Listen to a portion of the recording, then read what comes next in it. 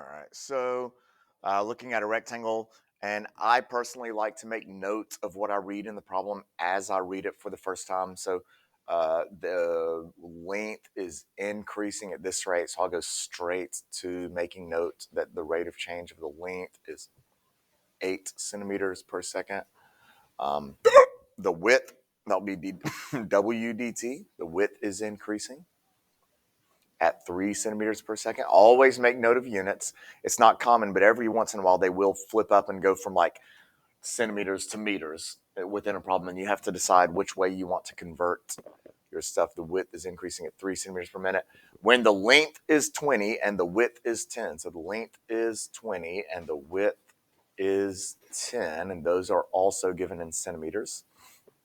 How fast is the area increasing? So I want to find dAdt. And now I could, if I wanted, I could finish the problem and never look back at the paragraph again. And that's kind of what I want. I want to get to where I don't have to go back and read the problem anymore. I want to have all my information in an easily listed piece of information, piece of whatever. Anyway, so the tough part, we have to figure out how in the world we're going to connect area to the length and the width of a rectangle. Do we know of such a method? Oh, good job. Look at that. That is awesome. So there's my formula. Before I dive straight into the derivative, I like to wonder if there's anything that can make this problem easier. Can I plug anything in, make any kind of rearrangement of this formula? And you really can't. Length and width, they do give you measurements, but those are both changing. So we hold off. We don't plug those in until after the derivative. So we will have to product rule this guy. And so that'll be dl dt times w plus L times dw dt. Now I start plugging in, and this is a very nice problem because everything you need is explicitly given to you. There's no fishing around for information. So dl is 8, w is 10, L is 20, and dw is 3. That's what, 80 plus 60 is 140. What units? Centimeters squared per second. And as I mentioned in the video, I prefer, when I'm getting my final units, I prefer simply to look at what I am finding and slap on appropriate units and just assume I did everything else right.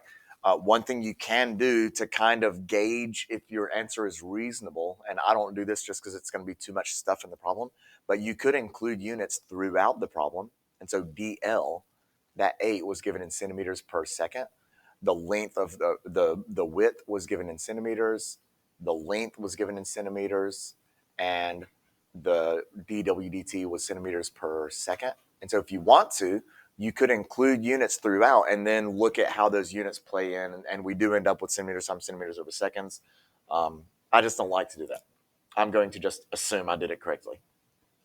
Maybe that's arrogant. I don't know. Good, bad, ugly? Okay. I'll go back and put these back up here.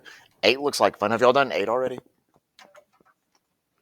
8 looks like fun. Do y'all remember that area formula?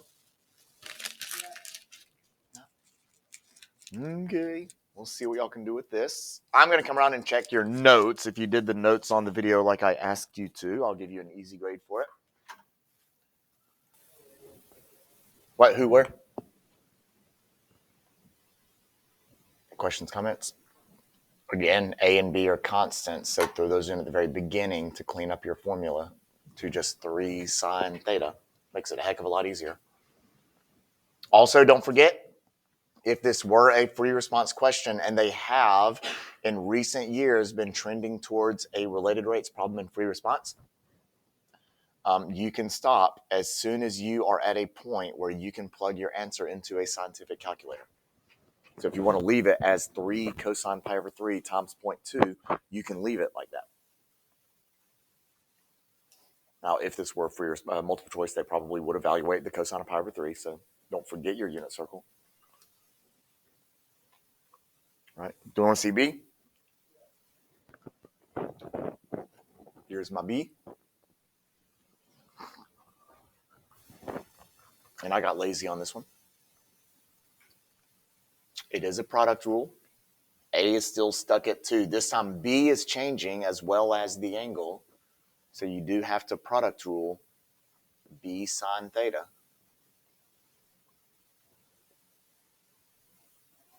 We okay out there? No?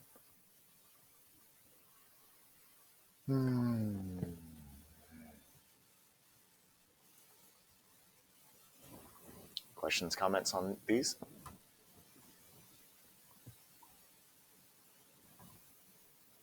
Go back to the problems.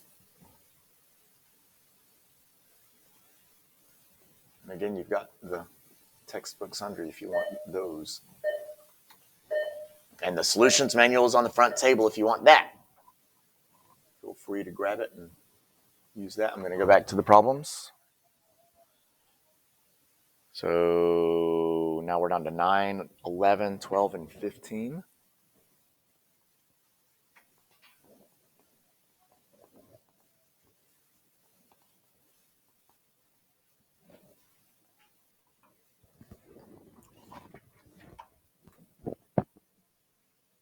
So here's my 9. There was a question on the chain rule. Make sure you're chain ruling correctly.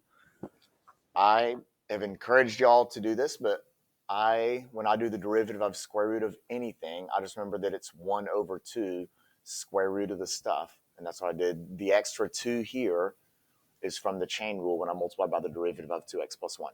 So 2 people asked that last period. There's a lot more people in there, so naturally more questions, just in case somebody else was wondering why there's an extra 2 there. Then plug in, and I got 1. You're good? And then, have we on 11 yet? Do y'all want to see 11?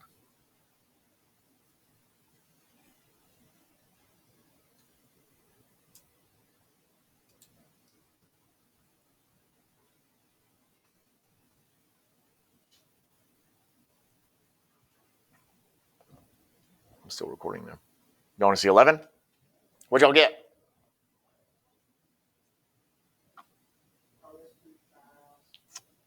Uh-oh. You didn't get one of the 4 options?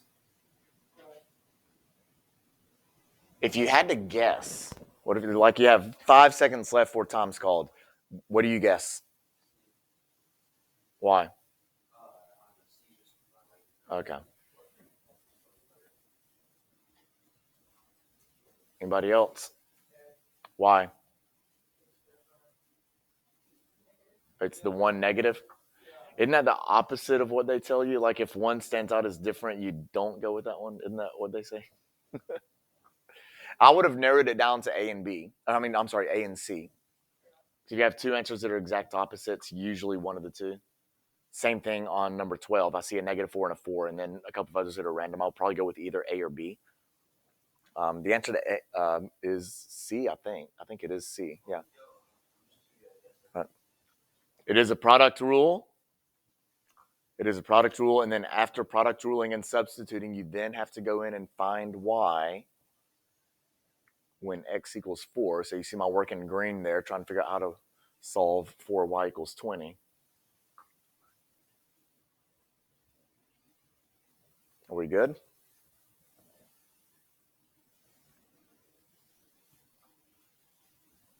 Bad? Ugly?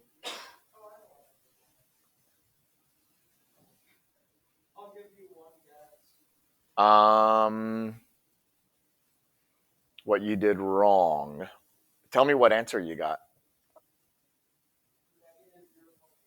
-0.8.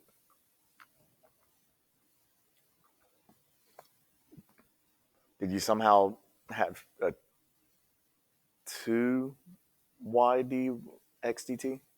I don't know. What'd you do?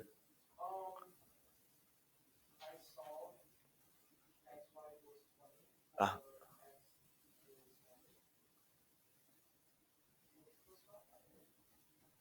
oh, x equals -2. Yeah.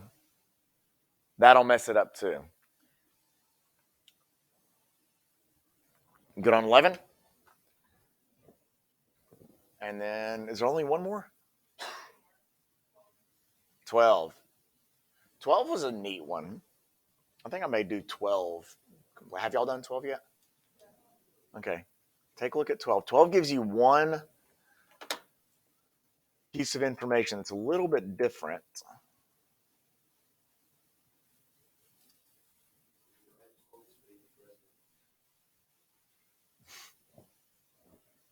Oh, y'all, I forget y'all are relying on me up there. There you go.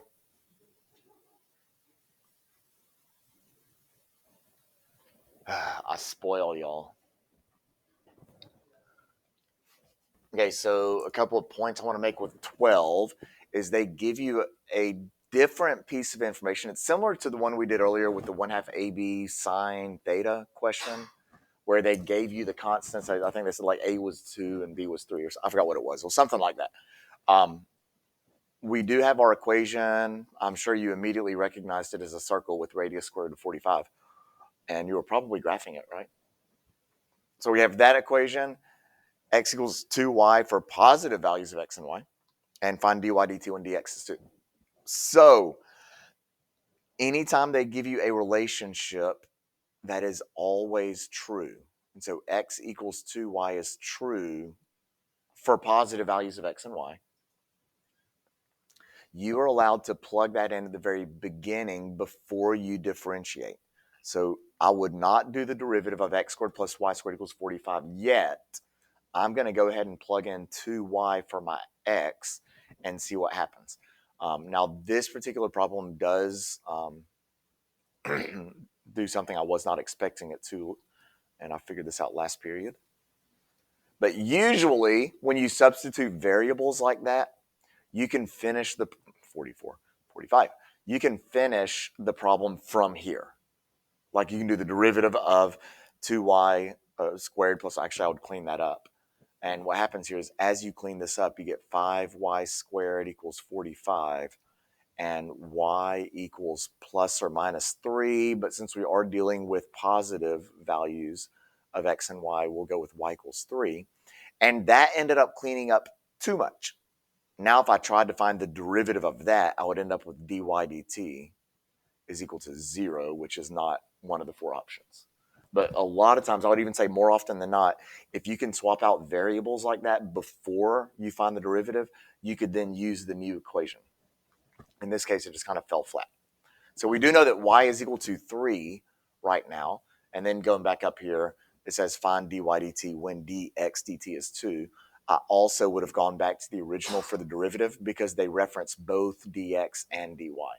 If they only asked about one of them, then I would finagle the equation to have one variable. But since they do reference both dx and dy, I just go back to the original, and the derivative is 2x dx dt plus 2y dy dt is equal to 0, and we just start plugging in.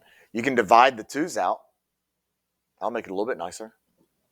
And x, we don't have x. We'll have to come back and get x. Dx is 2.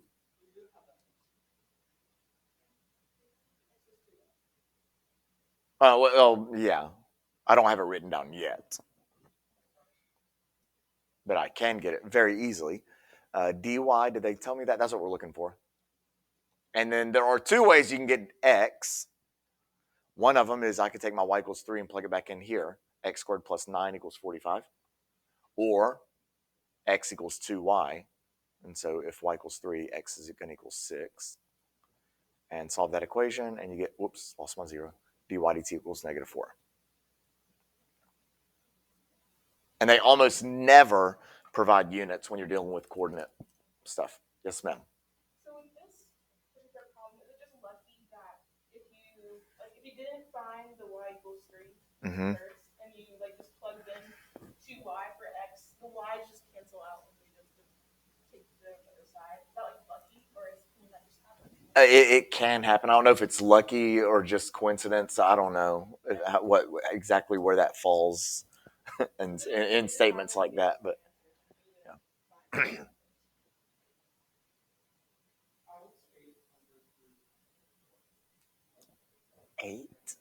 8, Mr. Luthen. Okay. You having a bad brain day? I am. I'm kind of having a foggy brain day. What about 15? Let's talk 15. Have we done 15 yet? 15's a little bit unique. They do not provide a picture, so you've got to read this and try to figure out what shape we're dealing with. They don't make it explicitly clear.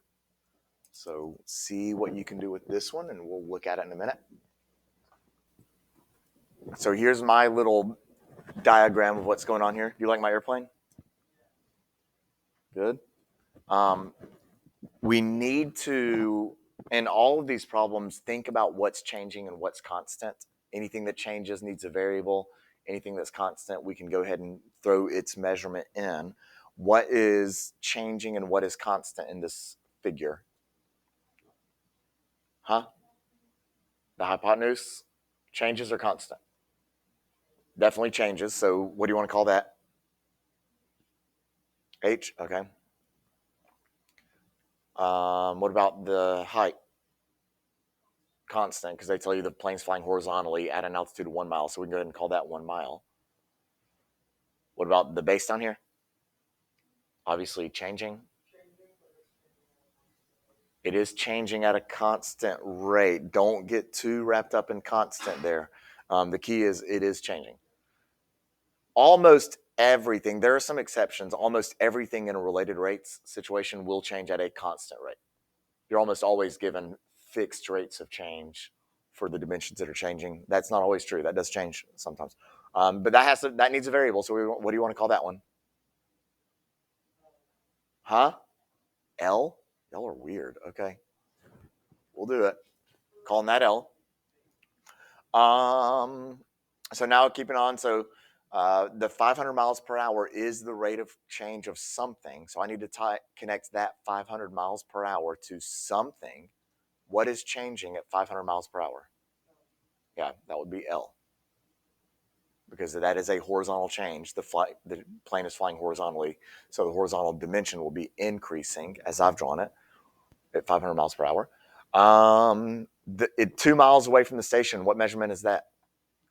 That is H. This is something that baffled me the first few years I taught AP calculus or calculus at all.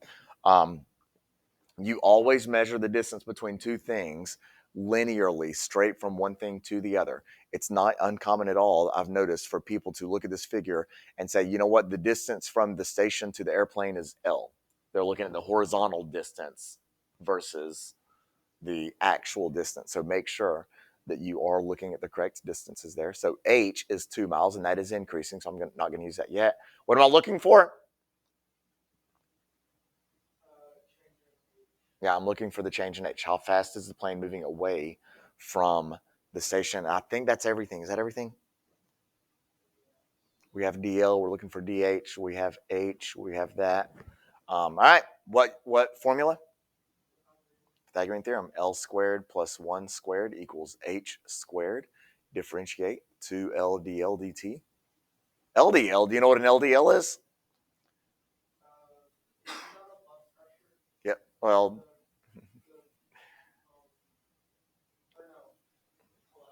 cholesterol. It's the bad cholesterol. Low density lipoproteins. You want a high HDL count and a low LDL count. You can divide the two out in a Pythagorean theorem situation, and then I start plugging in everything I know. I do not have L yet, but I can get that relatively easily. DL was 500. H is 2, and DH is what we're trying to solve for. And so now I got to come over here, and I need to find this little side quest here. Find L. And usually, there are some exceptions, but usually you go back to the original formula, which was L squared plus 1 squared is H squared. And we are now looking at this when H is 2, and we get L to be the square root of 3. Plug that in, and DHDT ends up being 250 square root of 3. And that unit would be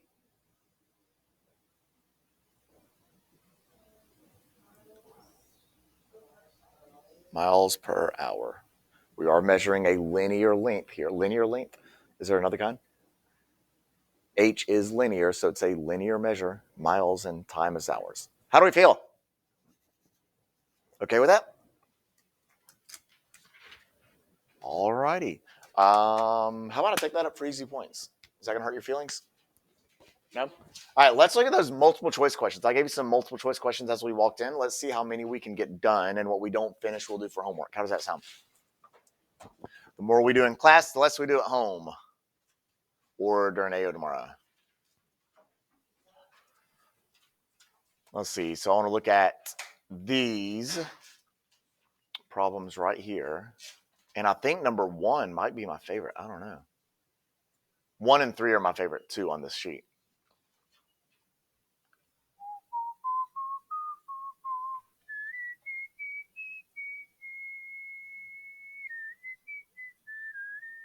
So let's see what y'all can do with 1. I'll come by and you know what? Can I just look at and check the problems that we just did? Is that okay versus me physically taking it and then returning it to you? All right, so I'm going to do that. I'm going to freeze all this stuff, and I'll come around and check that. Is the ball rolling?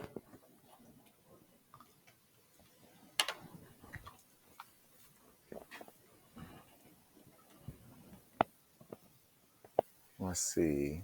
You ready for me to start it?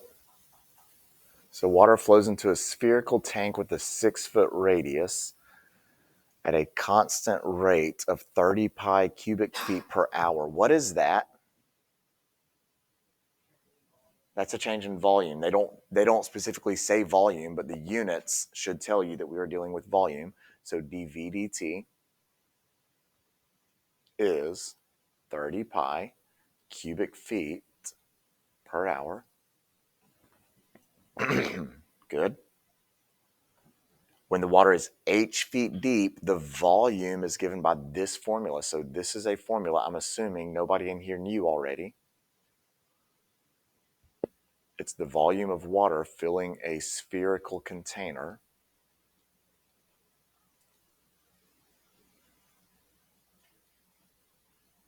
Right? And I guess somewhere in here they factored in the radius being 6, because that would depend, the volume would depend on that, but I guess that's fixed into that formula. What is the rate in feet per hour at which the depth of the water in the tank is increasing? And they describe depth as h. So we are looking for dH dt when the water is 2 feet deep, so at a point in time when h is 2. And that is not always true, so do not plug that in yet. So what do you want to do? Huh? I would derive how? How? Take them out? Like just erase them?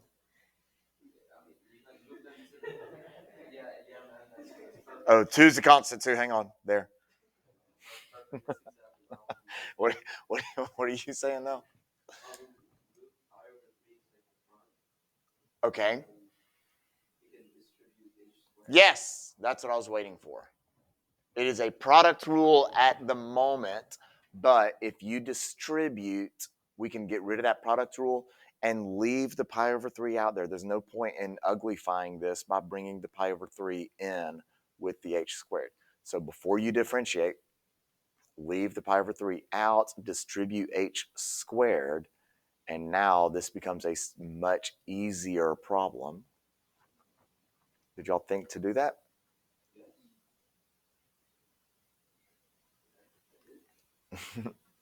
Now my derivative, the pi over 3 can stay there. And the derivative of 18h squared, 36h dH dt minus 3h squared dH dt. And now it's just a matter of plugging in, because we know that dV is 30 pi, h is 2, and you'll have to do a little bit of algebra to solve that. Good, good? Bad? All right. Y'all head on out. Y'all can head on out. My clock is way off. I don't know if the battery's dying. I just set it last Friday. Maybe I need a new clock. Whatever. All right. So finish these multiple choice questions. We'll go over them tomorrow. Have a glorious Monday.